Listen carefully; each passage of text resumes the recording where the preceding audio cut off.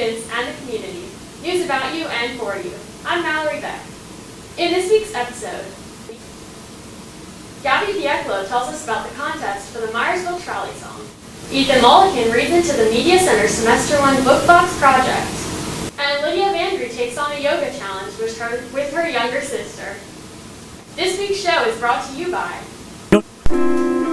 Middletown Sportsland Incorporated, the place to find all your sports needs.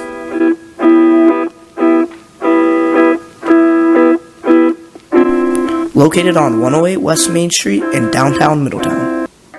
In our first segment, RT reporter Gabby Pieklo finds out more about the Myersville Trolley Song Contest by talking to a few of the people involved in the event. The Myersville Parks and Recreation Committee announced a contest to find the first official song of the Myersville Trolley and Music Festival. Myersville Town Councilman Daniel Long explains why the town is having this contest.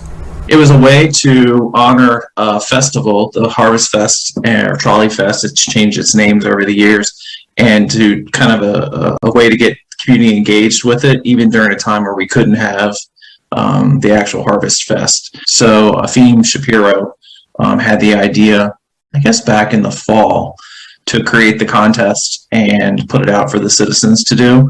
The judges share their thoughts of the contest and why they believe they were chosen to be judges. I think they want to have sort of a theme song. It's been a really hard year, 2020, on so many of us. And something that is fun and about our community and kind of binding us together. Well, so Mr. Long told me that they decided they were going to do the contest because they usually have the Trolley Festival, and they won't get to do it this year. So they were like, okay, we have to do something to celebrate. So they thought this was a good, safe alternative. So, well, Mr. Long asked me if I would, and I guess because I'm the music teacher, right? Done a lot on the history of Myersville, and you know, I was also very involved in the Trolley Festival Committee for many years. I care about the community, and I'm musical. I love music. I have an ear for it. The festival all started with one man. Don Easterday, who purchased the physical trolley that's now at the library, was a member of my church. Very involved in everything he did. I only got to know Don at the very end of his life. He had acquired an old trolley that actually sat up on the mountain and had been used as a summer camp and had buildings added onto it. And he was able to acquire that and bring it down to his property, and that became the centerpiece of the Trolley Festival. And in its heyday, there were thousands of people. But the idea of it is just honoring the history of the trolley for the town, and also just a way to bring the community together. What do you think is the most important component to be in the trolley song? Oh my goodness. This is tricky since I haven't heard any of them yet. I'm just really hoping that there's a few that celebrate the history of Myersville, because it's just a special place, and the Trolley Festival is a cool part of that history. So I'm hoping that is in it.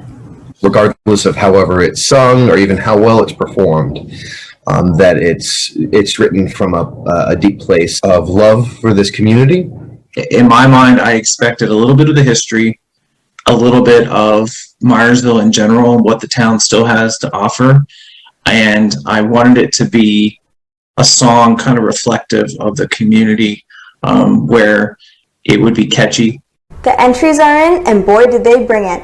The top 3 songs were Myersville Trolley 2021 by the Bauer family at 3rd place, Oh Oh Trolley by Olivia Zumbrun at 2nd place, and the winning song was Trolley Town by Jordan Clausen. They've all been notified and will receive their prizes. The songs will be available to listen to on the Myersville Parks and Rec Facebook page. Last semester, the Media Center kept Middletown students buried in books by sending them novels and other treats during quarantine. Let's hear more from Ethan Mullican. The Middletown High School Media Center started a subscription box service for students to receive books and treats while they were in distance learning in the first semester of the 2020-2021 school year. Now Lindsay Weaver, the media specialist, plans to offer more subscription boxes over the upcoming semester. Here's what she has planned and how the first semester worked out in terms of the first box sets. So, what will the service look like? How does it work, really? So the book boxes started at the beginning of this year. I've given out, or I've implemented this program. I think the first box went out in September, and September or October, and it was essentially just a way to get books to people, but offer a little bit of a surprise. So the book boxes come with 2 books, which the student doesn't know what books I put in it. They give me their interests. They tell me a little bit about what they generally like to read, if they want to be surprised, if they want something along the same genres that they normally read.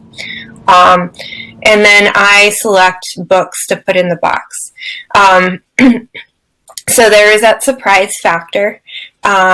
But there is also treats that come along as well. So I've done like hot chocolate and candy and different kinds of things like that. So the purpose of this is just to get new books into hands of readers. And even if you're not necessarily a reader, it's a good way to get new and different books and learn what you may like and what you may not like. Where can the students pick up the boxes?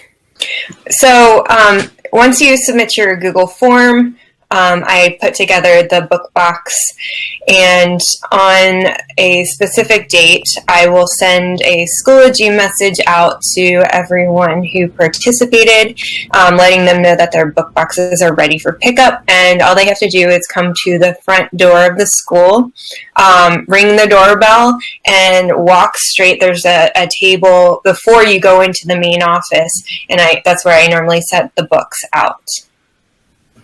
So how do the students return the books?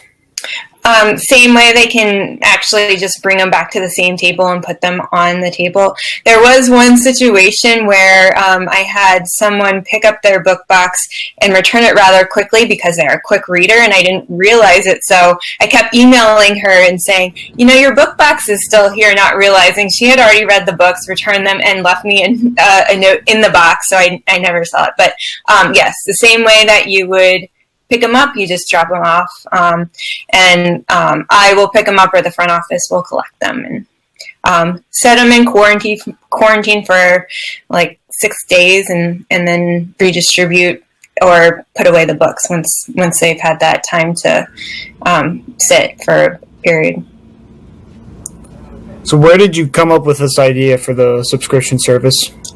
One of my other media specialist friends was doing it over at Frederick High, and she shared out her idea, and I think she got it from someone on Instagram, and so I can't claim it as my own. I have participated in a similar subscription box in the past, so I wish I had thought about it, because I used to love getting the subscription box, and those were ones you paid for. The ones that I give out, they're free. They're library books, because so you'll return the library books, you keep the treats and stuff. But the subscription boxes I used to subscribe to had the book plus items that kind of related to that particular book. So it was customized, and you didn't get to choose the book. The company putting it together selected their October read, for example, and they would put all these items that kind of had to do with the book or the theme of that month. So, final question: how successful was it this first semester, or any idea of how many students were signed up for this service? Between the 3 boxes that I sent out, I think I sent out probably about 60, 65 boxes. So it was pretty popular. And some of those people who participated were repeats. So like they got more than 1 box, but that's okay. They really enjoyed it. And I was limited to the amount of boxes that I had because of the treats and everything that I put in. So this last round, I had to cut off the Google form because I I had just enough treats for the book boxes. So, but I would say it's been pretty successful, and I think if more people find out about it, then they'll likely to participate. And right now we don't know what the next month and a half looks like. So I do this book boxing, which will come out in February. But anybody can check out a book at any time, and I can put those orders together, and they can be picked up at the same table, from the same table. So say you're looking for, James Patterson book or something, and you can check it out through our online catalog, and then I put it, so you essentially put it on hold, and I fill that order, and people can pick it up from the front. So you don't have to participate in the book box to check out a library book, and you can check out as up to I say 6 to 10 library books. I've had people check out that many at a time. So if you're looking for something to read, it's a good option.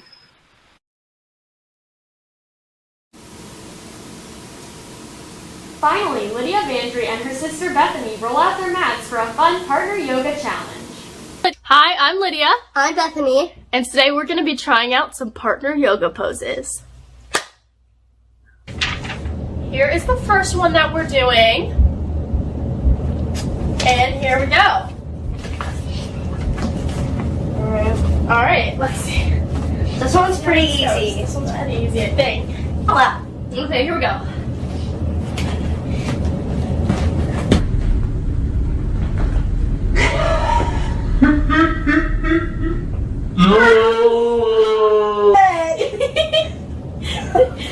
Come on, get it! That's my head. That's my head. Closer than right.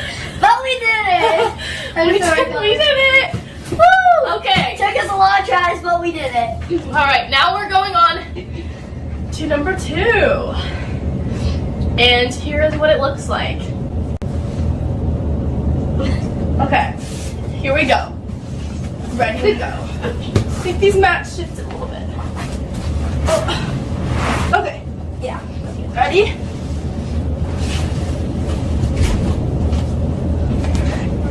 Okay, shift again. So I'm like on my back. Okay, ready? Set.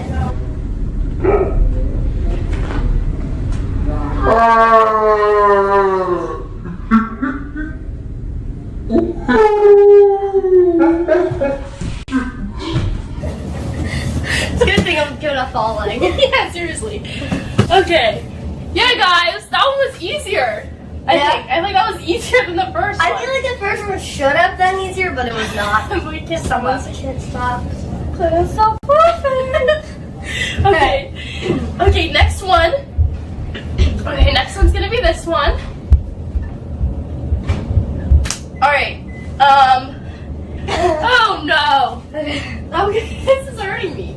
This is seriously pain. Okay, I'm gonna hold your foot. Okay. Okay. I don't think I'm strong enough for this. Ow! Can you hold further up my legs? Yeah. I'm really sore. No, I'm really sore right there. Which foot is it? This one? Yeah. Okay. No, I'm not ready. I'm not ready.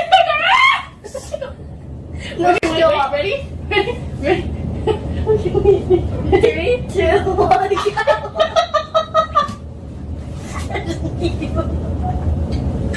Okay. Guys, Okay. I think what we're learning here is I might have shin splints, but we didn't get it how we wanted it, but we did a modified. We did a modified.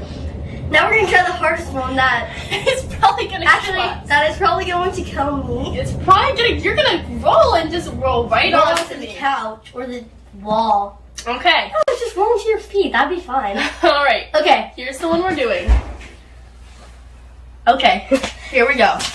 Do not kill me right now. Yeah. Okay. Oh. Okay. We